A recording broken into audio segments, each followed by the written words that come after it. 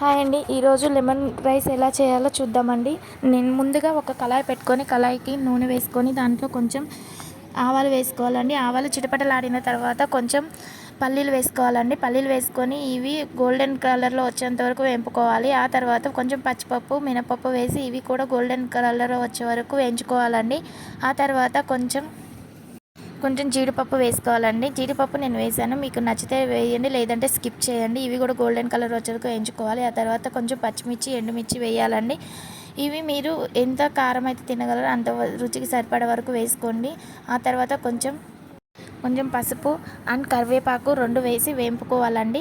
అలాగే దీంట్లో మంచిగా వేగిన తర్వాత కొంచెం వేడి వాటర్ పోయండి. వేడి వాటర్ పోయడం వలన రైస్ అనేది బిరుసుగా ఉండదండి, మంచిగా ఉంటుంది. అందుకనే నేను వాటర్ అయితే వేసాను. మీకు నచ్చితే వేయండి, లేదంటే స్కిప్ చేయండి.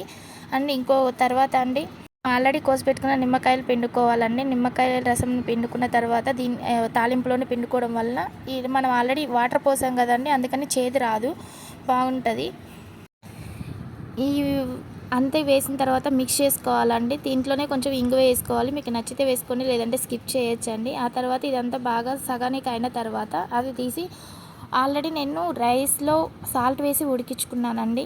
సో మొత్తం అందుకే సాల్ట్ వేయలేదండి.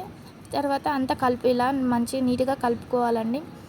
అంతే, వేడివేడి లెమన్ రైస్ రెడీ అయిపోయిందండి. నచ్చితే లైక్ చేయండి.